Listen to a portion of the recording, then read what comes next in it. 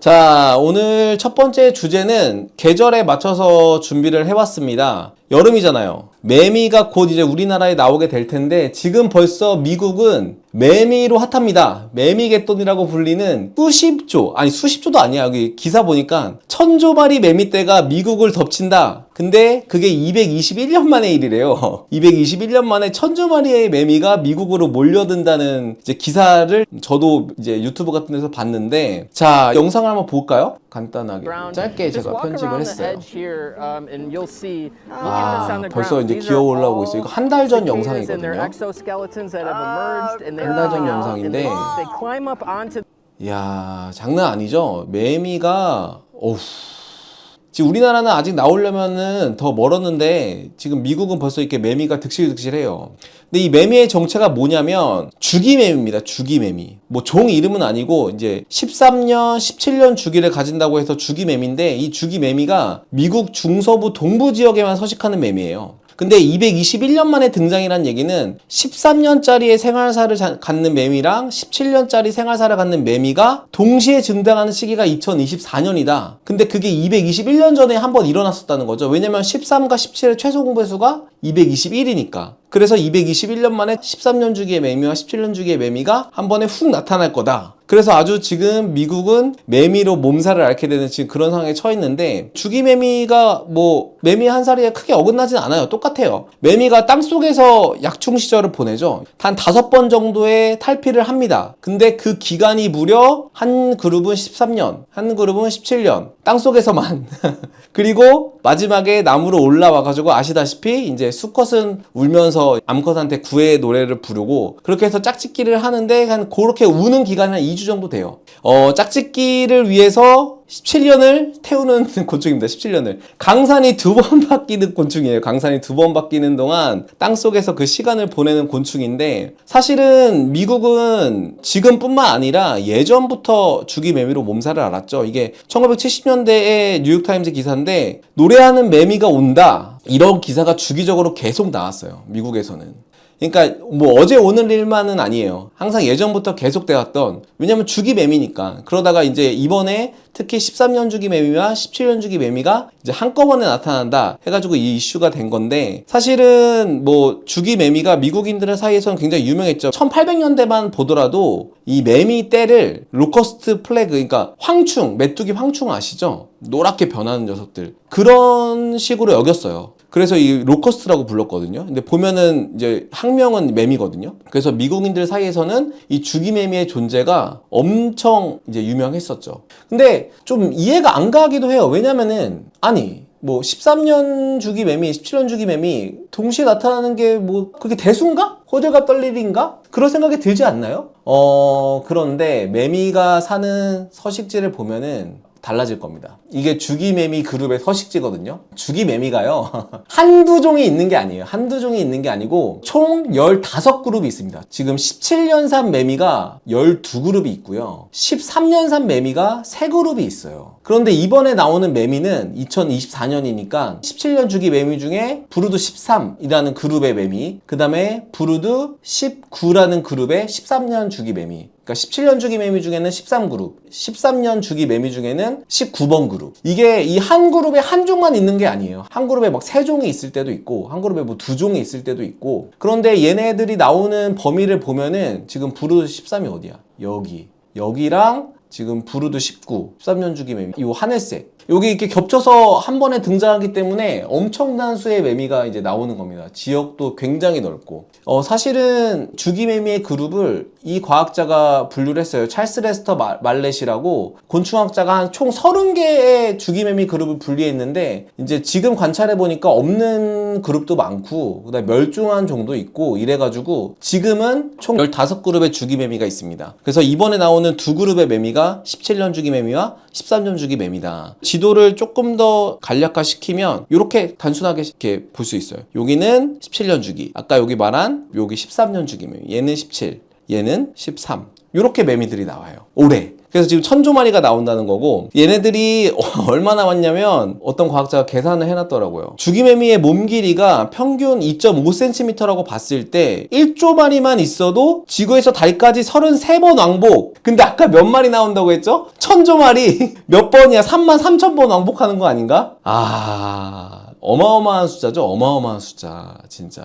가만 보면은 공포스럽잖아요. 실은 매미는 해충이냐? 라고 생각하면 또 그렇지도 않아요. 왜냐면 매미 물지 않죠. 매미가 뭐 찐득이나 이런 것처럼 이빨이 있어가지고 무는 게 아니에요. 얘네들 오히려 죽으면 땅으로 그대로 떨어지기 때문에 양분이 되고, 물론 이제 종종 가려움증 사례가 관찰되긴 하는데, 이거는 이제 매미 자체의 문제가 아니고 매미에 기생하는 찐득이가 있습니다. 이제 이것 때문에 가려움증 사례가 보고된 적이 있었고, 그리고 나무한테 뭐 해를 끼치자, 그것도 좀 애매한 게, 그 매미의 약충은 나무 뿌리의 수액을 먹기는 하는데 엄청 천천히 자라요. 아까 보셨죠? 땅속에서만 13년, 17년 있는다고 했잖아요. 그러니까 성장이 굉장히 느려서 천천히 먹기 때문에 나무에게 큰 피해를 주진 않는다. 다만 이제 암컷이 알을 낳을 때, 여기 이거 산란관이거든요. 빨간색으로 동그라미 친 게. 이 산란관을 꽂고 거기다 이제 알을 낳기 때문에 나뭇가지가 여기 그림에서 보이는 것처럼 이렇게 손상될 위험은 있습니다. 그래서 특히 이제 어린 나무들은 매미가 너무 많아지면 어린 나무는 훼손이 심하기 때문에 보호해야 될 필요가 있지만, 큰 나무는 어차피 가지치기 되는 거라서 그렇게 큰 문제는 안 돼요. 그래서 매미는 오히려 해충이 아니고, 근데 이제 문제는 우리가 가장 무서워하는 건 소음이죠. 소음. 장난 아니죠. 매미가 우는 소리가 진짜 장난 아닌데, 그 미국의 주기매미는 더 장난이 아닙니다. 매미가 우는 원리는 간단한데, 가슴판에 진동막이 있고 그 진동막 안에 V자로 된 근육이 있어요. 근육이 있어가지고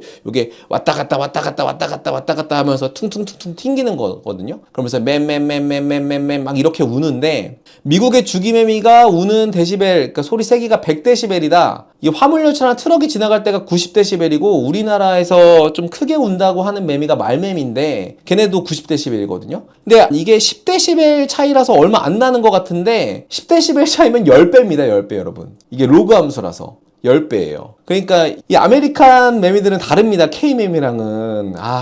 또 큰데 살아서 그런가? 울음소리도 아주 대차요. 대차입니다. 근데 사실은 매미는 뭐 소음 때문에 문제가 되기는 하지만, 실제로는 어떤 가해자인 경우보다 피해자인 경우가 많습니다. 뭐 예를 들면은 말벌한테 뭐 이렇게 기생을 당한다거나 그런 경우가 있고, 이 주기매미의 가장 큰 적은 곰팡이입니다. 곰팡이. 성충 수컷 매미만을 거세시키는 곰팡이가 있어요. 그 실로시빈이라는 환각제랑 카티논이라는 각성제를 분비해가지고 매미한테 이렇게 전달을 하는데, 요 곰팡이에 감염되면은 요 생식기가 떨어져 나가요. 곰팡이만 딱 남습니다. 이거를 이제 죽음의 소금통이라고 부르기도 하는데, 근데 얘가 이게 떨어져 나가도 바로 안 죽어요. 요 매미들은 죽을 때까지 계속 맴맴맴맴 우는데, 성욕이 엄청 나가지고 다른 수컷들한테까지 짝짓기 시도하면서 감염시키고, 암컷 날갯짓 흉내내면서 수컷들 유인해서 감염시키고, 이렇게 해가지고 이 곰팡이를 퍼뜨립니다. 근데 어쨌든 이 해충이라기보다는 피해자인 경우가 많죠. 이 주기매미들은. 근데 이제 뭐 매미의 생활사, 뭐 생태 이런 게 궁금한 게 아니라, 제가 이 기사를 보면서 궁금했던 게 있었어요. 첫 번째 뭐가 궁금했냐면, 아니 어떻게 알지? 내가 나갈 때를?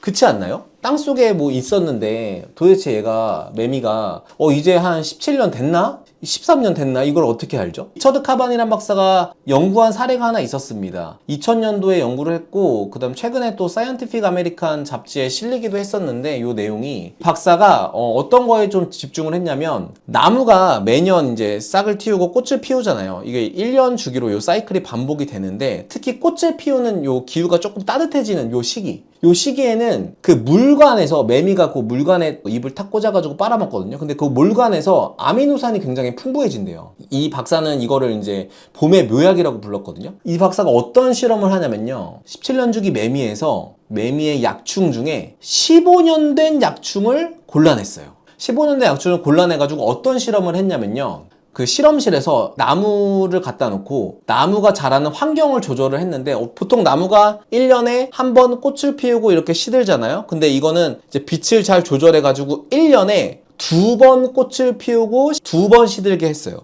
1년에 2번 사이클이 돈 거죠. 그런 나무에서 요 15년산 약충을 자라게 했더니, 사실은 이 15년산 약충은 2년 후에 성충이 돼야 되잖아요. 2년 후에. 그런데 1년 만에 된 거예요. 그 얘기는 뭐냐? 이 나무가 2번 사이클이 돌았다는 걸 알게 됐다는 거죠. 뭘로 알게 됐다는 거냐면 아까 그 나무 물관에 있던 아미노산의 양을 그 봄에 그 아미노산 양이 풍부해진다고 했잖아요. 그 양을 이 매미가 체크를 하는 게 아니냐. 그럼 그 양을 17번 체크를 하면은 7년산 매미는 이제 내가 나갈 때 된다.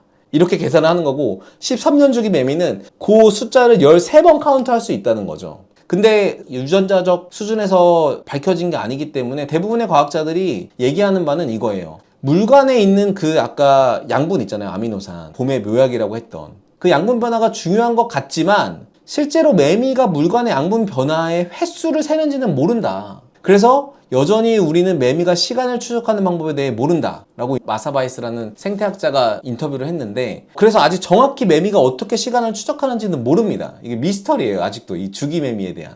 그리고 두 번째 또 궁금한 점이 있죠. 아니 왜 미국에 사는 매미만 이렇게 주기가 길지? 아니 생각해보면은 매미가 주기가 있다는 건 우리가 다 알고 있는데 우리나라 매미들을 보면요 말매미가 한 4에서 5년, 참매미 2, 3년, 털매미는 그냥 1년 주기거든요. 근데 미국에 아까 그 사는 녀석들은 주기가 13년, 17년이에요. 이런 주기를 가진 매미가 없어요. 전 세계에서. 중남미 이쪽에 사는 매미들도 한 8년? 뭐 짧으면 4년? 막 이래요. 근데 얘만 유독 길어요. 미국에 사는 매미만. 진짜 좀 신기한 거죠. 그래서 요거에 대한 해답을 찾으려면 일단은 요 특징을 알아야 됩니다. 가장 매미의 긴 시간을 차지하고 있는 약충 시기. 약충 때에 뭘 먹는다고 했냐면 아까 제가 잠깐 얘기를 했었는데 나무 뿌리의 단면을 보면요 이게 우리 중학교 때 배웠겠지만 형성층이 있고 체관과 물관으로 이루어져 있는데 이 매미 약충은요 물관에만 요 입을 꽂아요. 체관에 안 꽂습니다. 그래서 물관 수액만을 빠는데 아시겠지만 물관은 대부분 물이 이동하는 통로이기 때문에 영양분이 체관만큼 많지가 않아요. 영양분이 많지가 않아서 매미한테는 뭐가 있냐면요 필수 아미노산 공급을 위해서 공생하는 박테리아가 필수적으로 있어요.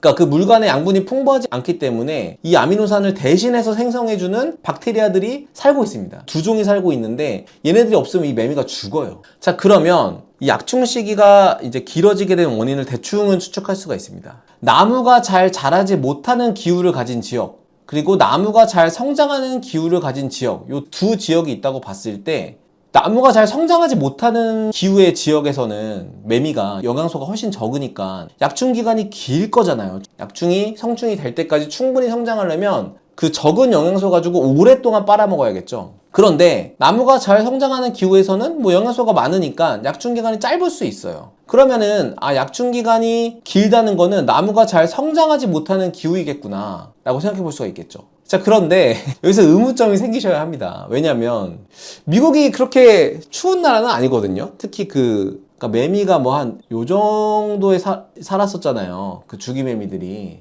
그렇게 추운 지역이 아니에요. 뭐 위도를 따지고 보면은 뭐 우리나라랑 비슷합니다. 여기 이렇게. 아니 그럼 추운 지역이 아닌데 약충 기간이 어떻게 길어질 수가 있지? 자 그러면 이런 가설을 세워볼 수가 있는 거죠. 먼 과거에 그 지역이 추웠다면 어땠을까? 그래서 요 가설을 세운 과학자가 있습니다. 일본의 수리생태학자인 요시무라 진이라는 과학자예요. 이 과학자가 빙하기 동안의 주기매미의 진화적 기원에 대한 이제 논문을 썼는데 그게 사실은 책으로 나왔었습니다. 우리나라에. 소수매미의 수수께끼라고 해가지고 지금은 절판이 됐어요. 저도 이 책을 읽어봤는데 되게 재밌어요. 이 박사가 그러면 빙하기 시절에 주기매미가 탄생하지 않았을까? 지금의 긴 주기를 갖는 미국의 주기매미들이 빙하기 시절에 나온 건 아닐까? 그 생각을 하면서 가설을 세우고 논문을 발표하게 된 거죠. 이 박사의 생각은 어떤 거였냐면 되게 간단해요. 어렵지 않습니다. 빙하기가 오긴 했었는데 다 혹독한 지역은 아닐 거잖아요. 그 혹독한 환경 속에서도 고립된 피난처가 있었을 것이다. 그거를 생태학적 용어로 레퓨지아라고 부르는데 예를 들면 아프리카 숲속에 하나만 남은 뭐 고릴라 서식지 같은 거 아니면 호주 남서부 해안에 아주 작게 형성된 바다사자 무리가 사는 그런 환경 고립된 피난처 같은 곳이에요. 레퓨지아가. 근데 이 주기매미들의 조상들한테서도 요 빙하기가 찾아왔을 때 살아갈 만한 그런 환경이 주어진 곳이 있었을 것이다 라고 이제 추측을 했던 거죠. 그러면 여기에 살게 되면 어떻게 변화가 되냐면 빙하기라는 척박한 환경이 있고 여기서 나타난 매미들은 생태가 점점 특이하게 진화를 하는데 아까 그 요시무라진의 박사의 생각은 이거예요. 첫 번째, 주기가 점차 늘어난다. 왜 늘어나냐면 춥잖아요. 추우니까 나무가 엄청 느리게 성장해. 그러니까 이 수액을 먹는 매미 유충 역시 더디게 성장하고 자연스럽게 주기가 점차 늘어나는 선택압을 받게 된다는 거죠. 그래서 북쪽은 더 추웠을 거잖아요. 그럼 북쪽에서는 주기가 긴 매미들이 나왔을 거고 조금 덜 추웠던 남쪽에서는 주기가 좀 짧은 매미들이 나왔을 거다. 이렇게 추측을 한 거예요. 근데 재밌는 건 뭐냐면 17년 주기의 매미들은요, 대부분 진짜 북쪽에 있어요. 요렇게 북쪽에 있고요. 13년 주기의 매미들은 대부분 요렇게 해서 요 남쪽에 있어요. 그러니까 아까 이 박사가 얘기한 그거 뭐예요?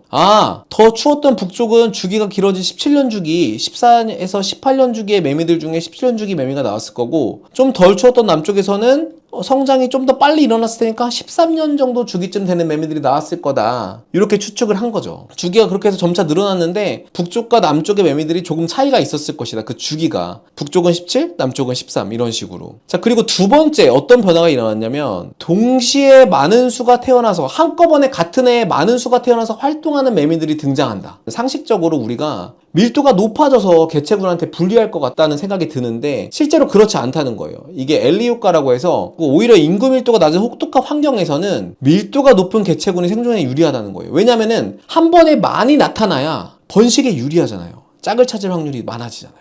아니 딱 약충에서 성충이 됐는데 나밖에 없으면 자손을 어떻게 버티려? 불가능하죠. 혹독한 환경에서는 동료가 없었을 테니까. 그러니까 같은 해에 태어나는 그 시스템을 가진 매미들이 훨씬 생존에 유리하다는 거예요. 자, 그리고 여기에 덧붙여서 캐시 윌리엄스라는 곤충학자는 이제 포식자 포만감 가설이라는 것도 주장을 하는데, 한 번에 매미들이 많이 나타나면 포식자가 그거를 다 먹지 않고 적당히 먹는 거죠. 너무 배불러가지고. 더 이상 그냥 먹지 않는다는 거예요. 그래서 오히려 같은 해에 많이 이렇게 등장하는 게 매미 생존에 더 유리하다는 거죠. 그러니까 우리 그렇잖아요. 뷔페 가봐. 내가 마음 먹고 뷔페 가지만 많이 먹습니까? 많이 못 먹죠? 비슷한 거예요. 그래서 이 박사가 13년 주기 매미로 실험을 하는데 어떤 결과를 도출했냐면 1헥타르당 매미가 24,000마리일 때는 그 포식자 새가 매미 개체수의 최대 40%까지 잡아먹었는데 1헥타르당 24,000마리가 넘어가면 그 잡아먹는 비율이 15%까지 줄어들더라. 그러니까 안 좋은 환경에서 갑자기 많이 나타나면 오히려 포식자로부터 공격을 덜 받을 수 있다. 이제 이런 주장을 했던 거죠.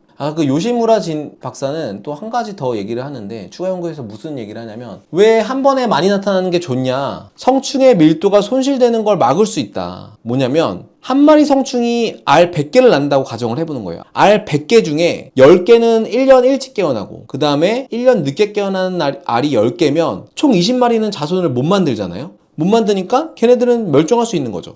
결국에는 개체수가 적은 환경에서는 약충이 얼만큼 성장했냐가 아니라 얼마나 타이밍을 잘 맞추느냐가 중요해진다. 이게 크기 의존적인 성숙에서 시간 의존적인 성숙으로 진화했다는 거예요. 시간이 더 중요하다는 거죠. 시간이. 나 섹시하다고? 누구야? 너 내 친구야? 자, 그래서 결국엔 결론은 이거죠. 아까 보통 매미들은 4에서 7년 주기가 많았는데 얘네 조상들도 아마 그 정도 됐을 건데, 그 북미 대륙의 혹독한 빙하기 환경이 들이닥치면서 주기가 긴 12년에서 18년 주기로 길게 그 주기가 변화했다는 거예요. 자, 그러면 또 질문이 생기죠. 무슨 질문이 생기냐면, 야, 근데 왜 하필 13이랑 17이야? 왜 하필 소수입니까? 소수입니까? 소수입니까? 근데 제가 학생 때는 소수라고 읽었던 것 같은데. 자, 이거를 설명하는 가설이 몇 개 있었습니다. 몇 개 있었는데, 첫 번째 가설이 뭐였냐면 포식자 회피 가설입니다. 그러니까 포식자가 뭐 2년, 3년 번식 주기를 가지고 있으면 그 소수인 경우에는 만날 확률이 가장 적다는 거예요, 포식자를. 그 매미의 주기가 소수라면. 왜냐면 최소 공배수를 구하면 소수일 때가 가장 만날 확률이 적기 때문에 12에서 18년 주기 중에 13, 17년 주기 매미들이 선택됐을 것이다. 이렇게 주장하는 가설이 아주 예전에 등장했었습니다. 근데 이게 이 가설의 허점이 이제 뭐 몇 가지 있을 텐데, 첫 번째 허점은 포식자의 번식 주기가 2, 3년만 있는 건 아니잖아요. 1년짜리 주기의 포식자들도 많잖아요. 새들도 그렇고. 그러니까 매년 발생하는 포식자는 그럼 어떻게 피하지? 그쵸, 이런 허점이 하나가 있고, 두 번째 허점은 뭐냐면 포식자가 북미에 있는 것만 아니잖아요. 소수의 번식 주기를 가진 매미들이 이 포식자 회피에 유리하다면 북미 말고 다른 지역에서도 13이나 17년 주기 매미들이 발견되어야 할 것 같은데 안 된다는 거죠. 그러니까 이것도 이 가설의 허점 중에 하나라고 이제 볼 수가 있는 거죠. 쓰는 건 소수, 발음은 소수. 아, 누가 좀 제대로 국어 선생님 안 계신가요? 누가 이거 좀 알려줬으면 좋겠네. 아, 뭐 이게 중요한 게 아니니까 어쨌든 저는 그냥 소수로 하겠습니다. 소수로. 자, 근데 이 아까 가설에 이 허점이 있었죠. 그 두 가지 허점이 있었고, 그래서 이 그 허점을 보완한 게 소수매미의 수수께끼를 쓴 요시무라진이라는 그 생태학자입니다. 이 생태학자가 어떤 가설을 주장하냐면 교잡을 피하기 위해서 이제 소수매미들이 등장했을 거다. 이렇게 주장을 하거든요. 이제 가정을 해보는 거죠. 가정을 15년, 16년, 17년, 18년 주기 매미들이 대충 막 있다고 한번 치고 계산을 해보면 15년 주기 매미끼리 만나서 자손을 낳으면 뭐 당연히 15년 주기의 매미가 나오겠죠. 그리고 18년 주기 매미끼리 만나서 자손을 낳으면 18년 주기 매미가 나오겠죠. 당연하죠. 근데 이런 가정을 해보는 겁니다. 만약에 어쩌다가 등장하는 시기가 뭐 최소 공배수로 겹쳐가지고 같다면 15년 주기 매미와 18년 주기가 매미가 만나서 교배를 했을 경우에 자손이 나올 텐데 그 자손은 뭐 어떤 주기일지 모르지만 어쨌든 그 부모 세대와는 다른 주기를 가질 확률이 높겠죠. 근데 이 자손이 다른 주기를 갖게 되는 순간 이 15년, 18년 주기 매미들은 멸종의 길로 갈 수밖에 없어요. 왜냐면 밀도가 점차 분산이 되거든요. 그래서 결국에는 만날 확률이 가장 적은 주기를 가진 매미가 유리하다는 거예요. 교잡을 피하려고. 뭐 이 과학자뿐만 아니라 우리도 쉽게 계산을 할 수가 있습니다. 자, 2년에서 15년 주기의 매미를 나눠서 한번 계산해보고 15년에서 18년 주기의 매미들을 나눠서 한번 몇 년 만에 한 번씩 만나는지 그 최소 공배수를 한번 계산을 해보는 거죠. 그러니까 계산해서 딱 결과치를 보면요. 13년 주기의 매미가요. 다른 주기의 매미들과 만났을 때 그 겹칠 확률이 가장 적어요. 요 12에서 15년 주기 매미들끼리 계산을 했을 때. 마찬가지로 15년에서 18년 주기의 매미를 가지고 최소 공배수를 한번 계산을 해보면 17년 주기의 매미가 그 어떤 주기의 매미들과 만나도 겹칠 확률이 가장 적습니다. 그래서 달인 주기의 매미들과 만날 확률이 가장 적은 게 이 소수인 13과 17이기 때문에 얘네들이 선택이 됐을 것이다 라고 이제 이 과학자는 주장을 한 거죠. 지금 CG 파크님이 60년이라도 충분히 긴 텀 같다라고 하는데 이거를 우리가 300만 년으로 넓혀보자고요. 그럼 300만 년 동안 60년 주기면 만나는 횟수가 엄청나잖아요. 근데 그래서 이 소수인 13과 17이 다른 주기 매미들과 만날 확률이 가장 작다. 그래서 선택이 됐을 것이다. 그리고 이 과학자가 추가로 논문에서 어떤 계산을 해보냐면 1000년 동안 이제 주기매미 중 여러 무리가 뭐 2그룹, 3그룹씩 이렇게 나타날 확률들을 계산을 하는데 아까 12에서 15년 주기 매미들 중에서도 13년 주기 매미는 2그룹이 1000년 동안 만나는 횟수가 12회, 그다음 3그룹이 1000년 동안 만나는 횟수가 2회, 추가로 14에서 18년 주기 매미들 가지고도 계산을 합니다. 보면은 17년 주기 매미가 여러 그룹이 동시에 나타난다고 가정했을 때도 1000년 동안 만나는 횟수가 11회, 1.8회, 0.22회 가장 적어요. 다른 어떤 주기의 매미들보다. 그러니까 13년 주기의 매미와 17년 주기의 매미가 유리하다는 거죠. 이게 정설은 아닙니다. 근데 여러분 정설 아니에요. 근데 이제 많은 사람들이 그럴싸하다라고 생각하는 가설 중에 하나입니다. 그러면 이런 질문을 할 수 있겠죠. 13년, 17년 주기 매미 중에 누가 더 유리하냐? 당연히 17년 주기 매미가 더 유리하죠. 최소 공배수로 계산을 해보면 17년 주기 매미가 당연히 만날 확률이 적습니다. 그래서 아까 보면은 여러분들이 눈치를 챘을지도 모르겠지만 이 과학자가 하는 얘기는 자 봐라, 우리가 매미를 17년 그룹과 13년 그룹으로 나눴을 때 누가 더 많지? 물어보는 거죠. 17년 그룹 매미가 12개고 13년 주기 매미가 3개잖아. 야, 17년 주기 매미가 더 유리해서 더 많은 그룹이 나온 거야. 진화한 거야. 저는 이 가설이 그럴싸했습니다. 일리가 있다고 생각을 했고, 자, 추가 질문이 또 생겨요. 근데 어떤 추가 질문이 생기냐면요, 소수가 그렇게 교잡을 피하기 위해 중요한 숫자라면 19나 23주기 매미는 더 유리하지 않나? 근데 왜 13, 17이야? 근데 이 요시무라진 과학자는 뭐라고 얘기를 하냐면요, 번식 횟수를 생각해야 된다. 예를 들면 26년 동안 13년 주기 매미들은 2번 번식하는데 19년, 23년 주기 매미들은 한 번만 번식하지 않냐. 그래서 번식 횟수면에서 19년, 23년보다 13년, 17년이 좀 더 유리했을 거다. 이렇게 얘기를 하고, 두 번째로는 땅속에 너무 오래 있으면 죽어. 곰팡이 감염도 되고, 거기에 너무 오래 있으면 여러 가지 어떤 세균들의 감염이 될 수도 있고, 그래서 죽을 확률이 커지기 때문에 너무 긴 기간 있는 건 안 좋다는 거죠. 그런데 제가 아까 얘기했죠. 이게 정설이 아니라고. 과학자들이 하는 얘기는 그럴듯한 얘기지만 사실은 DNA 수준에서는 실제로 이런 주기성을 유발한다는 사실을 발견하지 못했다. 아직 가설일 뿐 아직 모른다. 주기매미의 미스터리는 아직 풀리지 않았다. 가 이번 주제의 결론입니다.